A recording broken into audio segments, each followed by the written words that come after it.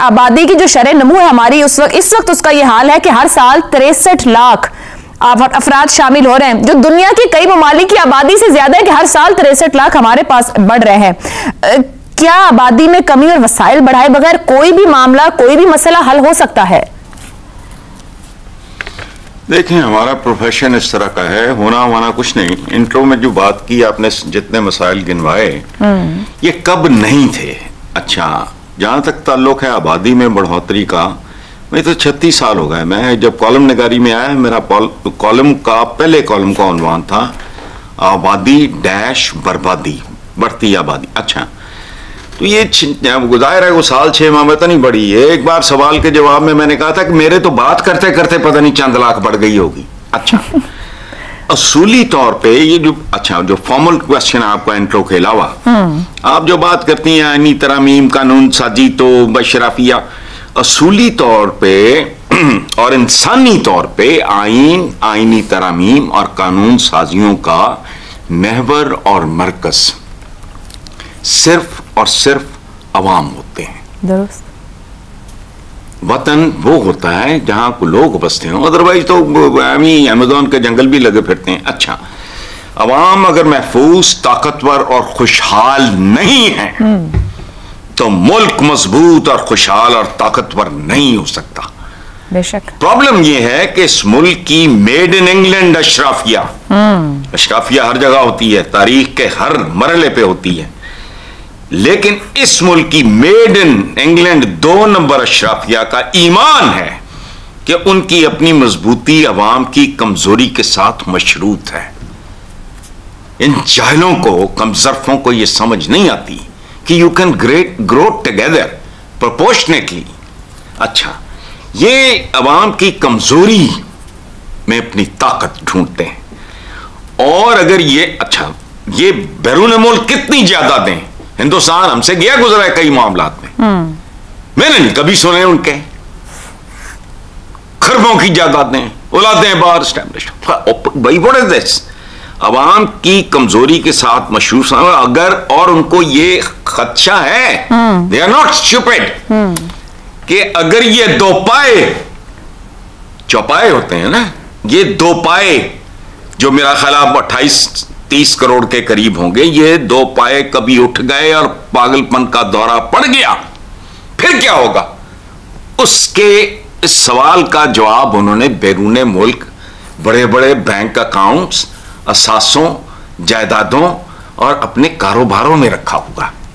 तो इसलिए ये अनअचीवेबल टारगेट है, ये अचीव नहीं होना। जब मैं कहता हूं कि इस निजाम को तेजाब से गुसल दो, उसका एक मतलब है it is an unachievable target under ये जो सिस्टम चल रहा है, जो निजाम है, ये अंडर द सर्कमस्टेंसेस उल्टे लटक जाओ तो भी नहीं सीधा, you'll not be able to achieve anything। उल्टे लटके तो शायद सीधा नजर आ जाए। ठीक है, मगर आपने बड़ा अहम नुक्ता रखा है मेरा ही मिसरा है कि अशराफिया की ताकत है ये अवाम की कमजोरी। चलें सर, आप ही की नजर है मिसरा आपका, अवाम की कमजोरी अशराफत है, तो वाइस वर्सा किया जाए तो क्या मुमकिन है? दोनों को पैरेलल होना जरूरी है। मजीद गुफ्तगू इस ब्रेक के बाद करते हैं। प्रोग्राम के आखिरी हिस्से में एक बार फिर खुशामदीद। शहजाद चौधरी साहब, मुल्क की आबादी का नौजवान 65% हैं। ना हम नौजवानों को रोजगार दे पा रहे हैं, ना कोई फन सिखा पा रहे हैं, ना उनके लिए जॉब्स की सहूलतें हैं। तरमीम, कवानीन, ये सब मामला तेजी से हो जाते हैं जब होने होते हैं, मगर उसमें अवाम का, नौजवान का, मुल्क के मुस्तकबिल का हिस्सा आपको कहीं दिखता है? अगर नहीं है तो क्यों नहीं है और कैसे मुमकिन होगा? अच्छा, एक तो जो आपने मुझसे पहले सवाल के जो एक जवाब में पूछा था, सवाल किया था कि क्या आपको तब्दीली होती नजर आती है जंग की कैफियत के अंदर? जो जरूरी चीजें मैंने जिक्र किया, आपने कहा वो तब्दीली, तो आप ये देखिए कि ये जो चीजें हैं जो आपने अपने इंट्रो में मेंशन की, ये तो हमेशा से हमारी मुश्किल और हमारे लिए एक थ्रेट के तौर पे मौजूद है। इसके अंदर आपको क्या तब्दीली होती नजर आई है?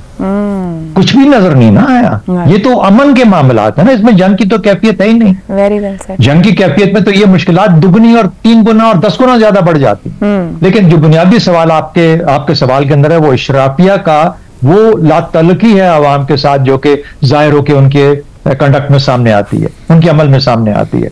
तो इसकी क्या वजूहत है? ये इस वक्त दुनिया भर में और खासतौर पर पाकिस्तान जैसे मुल्क में, जो वैसे एक बहुत गरीब किस्म के लेवल के ऊपर एग्जिस्ट करता है, बेयरली सर्वाइव कर रहा है, ये एक बहुत बड़ी कमजोरी बनकर सामने आती है जो तकसीम होती है। ये तकसीम शिगाफ बन जाए बहुत बड़ा, जब तक इसको रिपेयर या करीब तर ना रखा जा सके इस तकसीम को, तो उसमें गिर जाने का और हमेशा के लिए ऊपर से मुंदमिल हो जाने का खतरा होता है। ये खतरा है पाकिस्तान की हमारी इस वक्त एक रियासती और अवामी जो एग्जिस्टेंस है उसको। अच्छा, अब होता क्या है, ये बाकी मुल्कों में भी है, लेकिन वहां पर कोई ना कोई ऐसा होगा, सेफ्टी नेट होगा, सोशल नेट होगा, वो अवाम जो गरीब है उनके लिए कोई ना कोई मरहम का बंदोबस्त होगा। हमारे यहां मरहम का बंदोबस्त ही नहीं है। दुरुस्त। हमदर्द, रियासत को हमदर्द होना पड़ता है। अगर आप कुछ दे नहीं सकते तो हमदर्द के हालात को बेहतर नहीं कर सकते, तो कम से कम हमदर्द हो जाए थोड़े से, ताकि उनको पता हो कि हाँ हमसे बात करने का अंदाज ठीक है, हमारा कुछ सोचने का। बाकी ये जो पॉलिसी साजी है हमेशा अशराफिया के लिए रही, अशराफिया के ऊपर डिपेंड करती है, उनके घर घूमती है, और आपको अगर कोई चीज नजर आ जाए कभी किसी पॉलिसी के अंदर जो कि अवाम के लिए हो, तो जाहिर है हम तो यही शोर मचाते रहे कि कुछ भी नहीं होता। तो मेरा ख्याल है कि ये एक बहुत बड़ा ऐसी कमजोरी है जो पाकिस्तानी रियासत के लिए जो बहुत वल्नरेबल है इस वक्त, मेरे ख्याल में और मुश्किल खड़ी कर सकती है, हमारी मुश्किलात को 10 से गुना 100 गुना बढ़ा सकती है। दुरुस्त हो गया। इफ्तिखार साहब, ये जो मसाइल हैं, मौसमियाती तब्दीलियां हैं या बढ़ती आबादी है, नाकिस ग़िज़ा, मेयार तालीम, आज का नौजवान और उसकी ज़रूरियात, ये सैकड़ों मसाइल है, उन सबके ऊपर पॉलिसीज की जरूरत है, और ऐसी पॉलिसीज की जो डिलीवर करें, एटलीस्ट सिर्फ तकरीरों नारों में 2-4 साल के लिए ना हो। आपको मसला कहां नजर आता है, विल का, सियासी तरजीहात का, या इंतजामी सलाहियत ही नहीं है कि इससे निपट सके? तीनों चीजों की गैर मौजूदगी है। आपका पहला शराफिया हम पे रूल कर रही है। आपका पहला सवाल, कानून साजी और आईनी तरमीम का अमल तेज से तेज तर। कौन सी अवाम के लिए पॉलिसी बनाई गई है, कानून साजी की गई है पिछले 40-50 साल में? मैं आपको बताऊंगा कौन सी की गई है। दूसरा पार्ट, अवामी फलाह के लिए पॉलिसी साजी में सुस्त रवि, मैं कहता हूँ सिरे से उनको दिलचस्पी नहीं है अवाम के हवाले से। वो आइन में सिर्फ वो आर्टिकल्स के ऊपर बहस होती है, पार्लियामेंट में आप जैसे दानिश्वर, अखबारों में लोग चीखें जिनका अवाम से कोई तल्लुक नहीं है। क्या सियासी शफिया की तरजीहात, वक्ती मुफादात ही पॉलिसी साजी में सबसे बड़ी रुकावट है? अशराफिया पाकिस्तान की तरक्की में सबसे बड़ी रुकावट है, और अशराफिया पाकिस्तान के गरीब आवाम का खून चूस रही है। जितने भी अदारे बनाए गए हैं वो अदारे यही जवाब देते हैं कि अशराफिया लूट के खा रही है। ये मैं नहीं कह रहा, ठीक।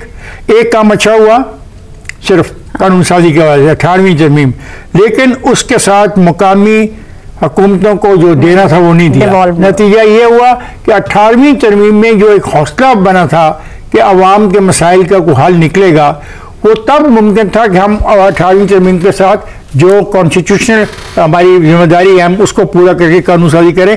और आज पार्लियामेंट में इस पर बहुत बात भी हुई है। मैं कहता हूँ हम ये इतना काम नहीं कर सके, तो आपका जो पहला फिक्र है कानून साजी में और आईनी तरमीम में अमल करते, भाई हमारे लिए तो कुछ हो ही नहीं रहा। ये सारा का सारा जो आइन है, लगता है कि कुछ ओहदेदारों के लिए, कुछ ओहदों के लिए, कुछ अदारों के लिए है, उसमें अवाम नाम की कोई चीज ही नहीं है।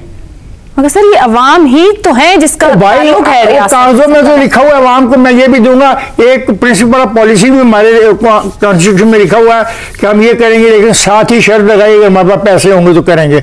अवाम के लिए जो कानून साजी हुई, तुम मुझे बताओ अवाम के लिए कौन सी कानून साजी तुम्हारे क्यों नहीं हुई? जो लीडर खड़ा होता है कहता है 25 करोड़ मेरे पीछे खड़े, जो खड़ा होता है कहता है पूरी अवाम साथ खड़ी, अवाम वही खड़ी है, आगे ये सब निकल नहीं। देखो संजीदा बात हम कर रहे हैं, मैं भी संजीदा बात नहीं, अवाम खड़ी होने की बात नहीं मैं कर रहा, मैं कह रहा हूँ कि अवाम की बेहतरी के लिए कानून साजी हुई है, मुझे बताओ क्या है? अवाम कहती है मेरी गंदम इस भाव खरीदो, अशराफिया कहती है मैं नहीं खरीदनी, क्योंकि अगर हम इस भाव खरीदे तो जो हमने लूट मार करके पैसा कमाना है, तो फिर यहाँ तो रियासत और हुकूमत का काम है कि अकाउंटेबल करे जिसने फैसिलिटेट करना है, इदारे तो हमें फैसिलिटेट करने आप एक नया सवाल पैदा कर रही हैं, हुकूमत का काम नहीं, इसमें आपने नहीं लिखा हुआ, इसमें नहीं आपने लिखा हुआ, इसमें आपने सीधी बात है, अशराफिया के पास मुल्क है, कानून उनके पास है, असेंबलियां उनके पास है, अदारे उनके पास है, सिविल सर्विसेज उनके पास है, दूसरी सर्विस उनके पास है, और हम गरीबों के पास सिर्फ ये है। सर ये 25 करोड़ पिछले 2 साल में और 1.5 करोड़ बढ़ गए हैं, अगर उसी 2.55 की औसत से बढ़ रहे हैं तो फिर तो ये किसके पास है? ये आप नहीं जानते किसके पास है।